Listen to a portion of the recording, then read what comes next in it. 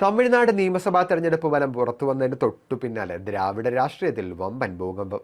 നടൻ വിജയുടെ ടിവിക്ക് ഏറ്റവും വലിയ ഒറ്റകക്ഷിയായതോടെ വിജയെ പിന്തുണയ്ക്കാനുള്ള കോൺഗ്രസ് നീക്കമാണ് DMK കോൺഗ്രസ് സഖ്യത്തിൽ വിള്ളലുണ്ടാക്കിയിരിക്കുന്നത്.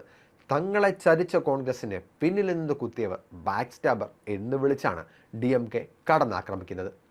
കോൺഗ്രസ് വിജയുടെ പാർട്ടിയെ പിന്തുണയ്ക്കാൻ തീരുമാനിച്ചതോടെ DMK വക്താവ് ശരവണൻ അണ്ണാദുരൈ രൂക്ഷമായ ഭാഷയിലാണ് ഇതിനെതിരെ പ്രതികരിച്ചിരിക്കുന്നത്. DMK സഖ്യത്തിൽ മത്സരിച്ചതുകൊണ്ട് മാത്രമാണ് കോൺഗ്രസിന് ഇത്തവണ 5 സീറ്റുകളെങ്കിലും ലഭിച്ചത്. തനിച്ചായിരുന്നെങ്കിൽ അവർ വട്ടപൂജിലായി പോകുമായിരുന്നു. ഇതാണ് ശരവണൻ അണ്ണാദുരൈ പരിഹസിച്ച് പറഞ്ഞ വാക്കുകൾ. വിജയുടെ TVK BJPയുമായി അടുത്ത ബന്ധം പുലർത്തുന്ന പാർട്ടിയാണ്. പ്രധാനമന്ത്രി നരേന്ദ്രമോദിക്കാണ് വിജയുടെ പാർട്ടി ആദ്യം നന്ദി പറഞ്ഞത്. അങ്ങനെയുള്ള വിജയുടെ പാർട്ടിക്ക് എന്തിനാണ് രാഹുൽ ഗാന്ധി പിന്തുണ നൽകുന്നതും എന്നും അവർ ചോദിക്കുന്നുണ്ട്. കന്നി അംഗത്തിൽ തന്നെ തമിഴ്നാട് രാഷ്ട്രീയത്തിലെ വമ്പന്മാരെ ഞെട്ടിച്ചാണ് വിജയുടെ പാർട്ടി മുന്നേറിയിരിക്കുന്നത്. 234 അംഗ നിയമസഭയിൽ 108 സീറ്റുകൾ നേടി TVK ഏറ്റവും വലിയ ഒറ്റകക്ഷിയായിരിക്കുകയാണ്. കേവല ഭൂരിപക്ഷത്തിന് 118 സീറ്റുകൾ വേണമെന്നിരിക്കെ വെറും 10 സീറ്റുകളുടെ കുറവ് മാത്രമാണ് വിജയ്ക്കുള്ളത്. BJPയുടെ പിന്തുണ പ്രത്യയശാസ്ത്രമായ കാരണങ്ങൾ പറഞ്ഞ് വിജയുടെ പാർട്ടി നിരസിച്ചിരുന്നു. ഇതോടെയാണ് കോൺഗ്രസിൻ്റെ 5 സീറ്റുകൾ അവർക്ക് നിർണായകമായത്.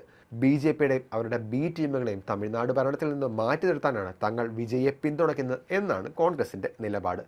ACCയുടെ ജനറൽ സെക്രട്ടറി KC വേണുഗോപാൽ പറയുന്നത്, തമിഴ്നാട്ടിൽ ഒരു മതേതര സർക്കാർ വേണമെന്ന് ജനങ്ങൾ ആഗ്രഹിക്കുന്നതുകൊണ്ട് കോൺഗ്രസ് അവരെ പിന്തുണയ്ക്കുന്നു എന്നാണ്.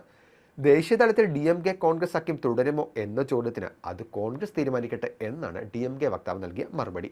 അഖിലേഷ് യാദവ്, തേജസ്വി യാദവ് തുടങ്ങിയ സഖ്യകക്ഷികൾക്കിടയിൽ കോൺഗ്രസിൻ്റെ ഈ നിലപാട് വളരെ മോശം സന്ദേശം നൽകുന്നു എന്നും DMK ഓർമ്മിപ്പിക്കുന്നുണ്ട്.